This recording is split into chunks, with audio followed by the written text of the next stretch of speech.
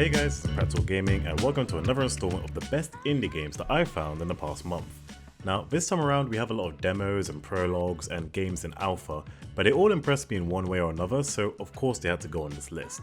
Now as usual I'll put all the links to all the games that I found in the description below so that you guys can check them out for yourselves. So, let's get into it. First up we have Ember by Muse Games, a quick-paced firefighting game that's in early alpha and coming to Steam later this month. I found this game on Twitter and it looked pretty interesting, and then I found out the instructor who introduces you to the game is voice acted by none other than Jesse Cox, and I was sold. I had the option to playtest the game in alpha, which I'll leave a link to in the description for anyone who's interested. You play as a firefighter and you take on various jobs via an app to rescue as many people in the burning buildings as possible. You'll have a set time limit before it goes up in flames and a target to reach. However, there will also be some optional rewards such as collecting cash to spend later. The rescuees, or clients, all spawn in random locations and you have to find them and carry them to safety by lobbing them off a building.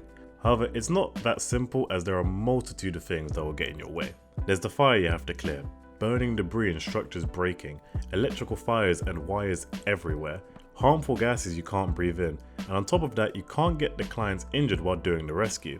To handle this, you're given a number of tools. You have your hose to quench fires, which can be refilled at any water source, your ladder to get to hard to reach places, your scanner to find the clients to rescue, and your axe to break down broken doors.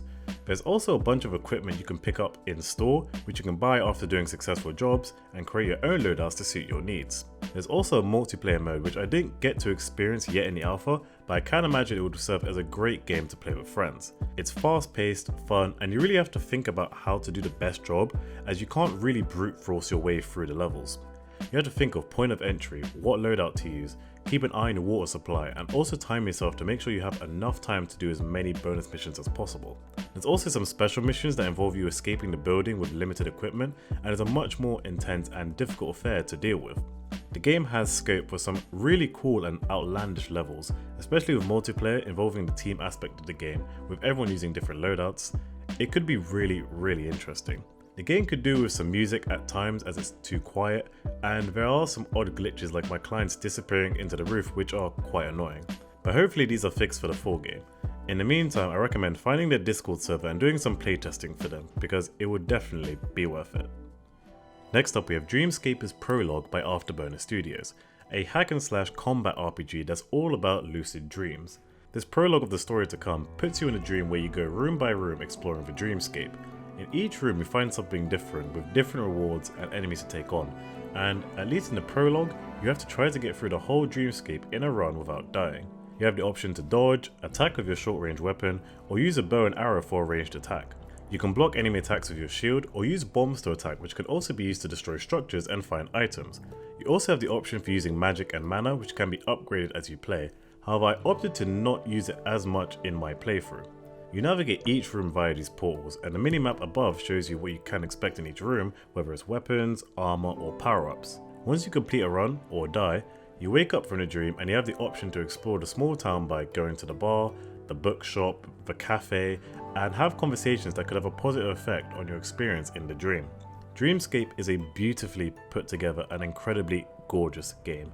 The art style used and the transitions between each rooms are really inviting, and the music really puts you in a dreamlike state where there are very few distractions. It doesn't use procedural generation per se, but the layout of the rooms and where you can go seems different on each run, which gives it a lot of replay value. In my third or fourth run, there are rooms I didn't even know could exist, but it just made me want to jump back in to find out more. The gameplay is sharp, the controls are tight, and the weapon upgrades seem actually worth it and are balanced very well for the opening scenes. It is short and it is a prologue, but it's definitely on my list of games for the future that I'm looking forward to playing, and it should be on yours as well. And finally we have Nocturne Prelude by Prelude Studios, a game that came out actually 2 months ago, but I only just discovered it now, and it's a rhythm game about the afterlife. You're dead and you've been uploaded into this sort of digital afterlife program.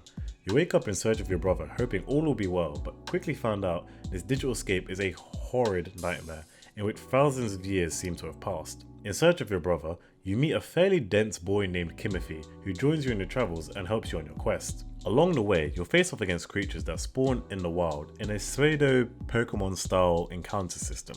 To defeat them, you have to play a rhythm game, which if you're used to, sounds like fun, but for me it was quite a challenge. You have to press the buttons in tune with the music in order to dodge the enemy's attacks. If you survive until the end of the song, you can deal a lethal blow to kill them. If not, you die and have to start back at the checkpoint. You can collect items and bandages that can give you boosts and health during battle, so you can have a much easier time. But really, even with all that help, you should really pick a difficulty that suits you. I'd originally set it to hard to test my skill and swiftly changed it back once I saw the hell that ensued and I needed to progress in the game. This game is seriously tough and there are 2 higher levels after hard, which makes me very anxious. Outside of the game difficulty, this game is pretty enticing and really beautiful.